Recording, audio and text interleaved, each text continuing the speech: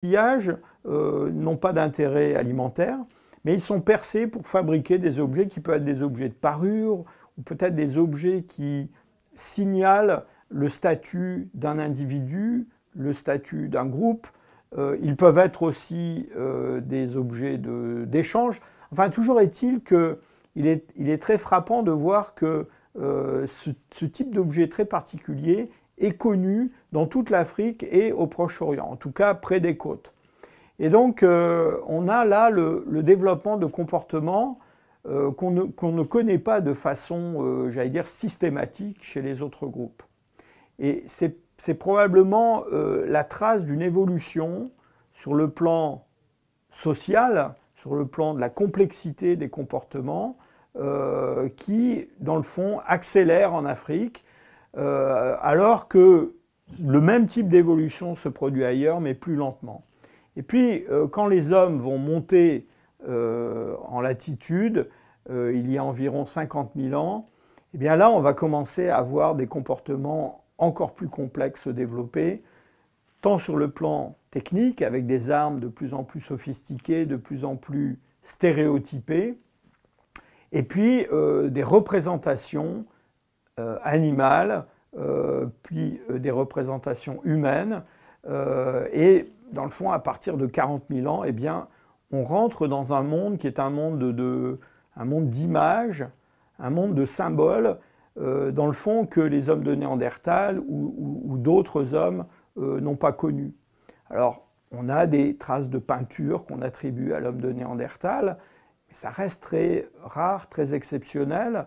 On n'a pas de représentation figurative d'animaux, par exemple, comme on en a avec les hommes qui arrivent en Europe il y a 45-40 000 ans à peu près. Il faut bien se rendre compte que toutes ces représentations, elles racontent des histoires. Hein. On a, par exemple, chez ces hommes qui vivent en Europe occidentale il y a 40 000 ans, des représentations d'êtres complètement imaginaires. Je pense à une statue d'homme à tête de lion, par exemple. Cette statue, elle nous parle de quelque chose qui n'existe pas dans la nature. Et donc, derrière cette représentation, eh bien, il y a des croyances, il y a une mythologie, il y a probablement une forme de religion. Et dans le fond, ce qui est particulier aux hommes d'aujourd'hui et qui existe déjà à cette époque-là, eh bien, c'est le partage de croyances. Et ce partage de croyances, dans le fond, c'est ce qui cimente des réseaux de groupes humains, des réseaux de sociétés sur des territoires très très étendus. Et c'est quelque chose qui probablement est une des caractéristiques les plus marquantes de notre espèce dans ses formes les plus récentes. Les Homo sapiens, quand ils arrivent en Europe, en Asie, vont être au contact de populations locales, comme les hommes de Néandertal, qui sont des populations, dans le fond, qui sont très bien adaptées à ces environnements. Il faut bien imaginer qu'on a des Africains noirs qui ont évolué dans les zones tropicales et qui arrivent dans l'Europe tempérée, voire dans l'Europe à climat plutôt froid. Hein. Donc les hommes de Néandertal qui sont là depuis 300 ou 400 000 ans, eux sont très très bien adaptés à cet environnement. Le remplacement, en particulier en Europe, ne se fait pas rapidement.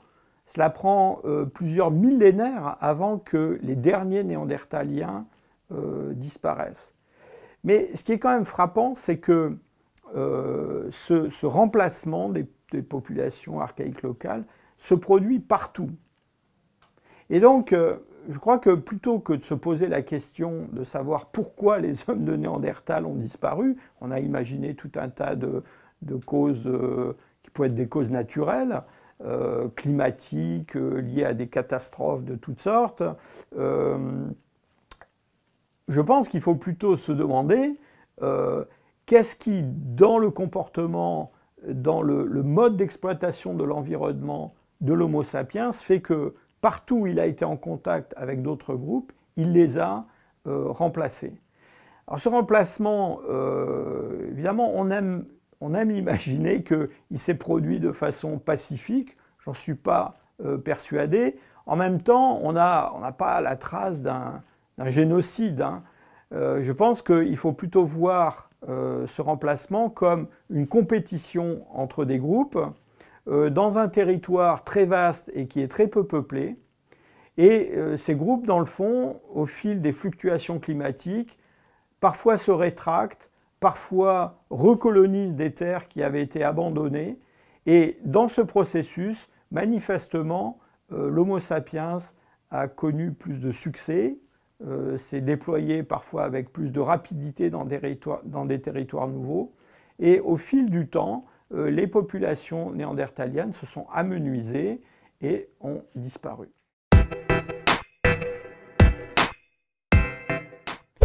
La couleur de la peau chez l'homme est liée directement à l'environnement, et notamment à la quantité d'ultraviolets qui arrivent au sol. Donc en gros, on a des populations qui sont très pigmentées dans les régions tropicales, et puis plus on monte dans des latitudes où il y a peu de luminosité, et plus on va trouver des populations à peau claire.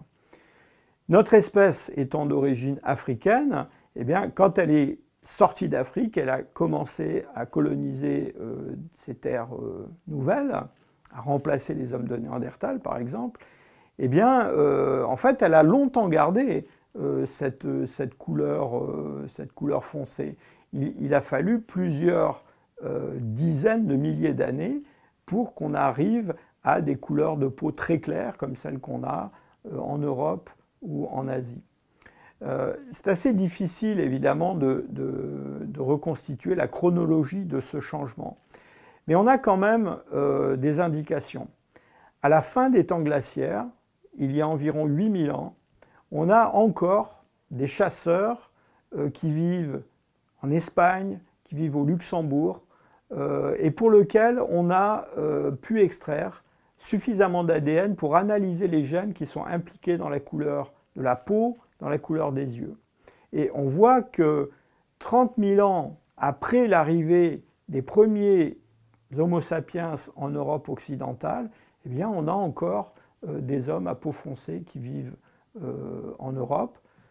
D'ailleurs, parfois, ils ont déjà les yeux clairs, mais ils ont toujours une peau foncée. Et peut-être qu'en fait, c'est surtout avec le néolithique et le développement de l'agriculture, eh bien, que cet éclaircissement très marqué que l'on observe chez les Européens va se fixer définitivement. Jean-Jacques, merci pour cette merveilleuse conférence. Je rappelle que vous êtes l'un des co-auteurs de cette histoire des civilisations. La prochaine fois, nous retrouverons Jean-Paul Demoule qui va nous parler du néolithique.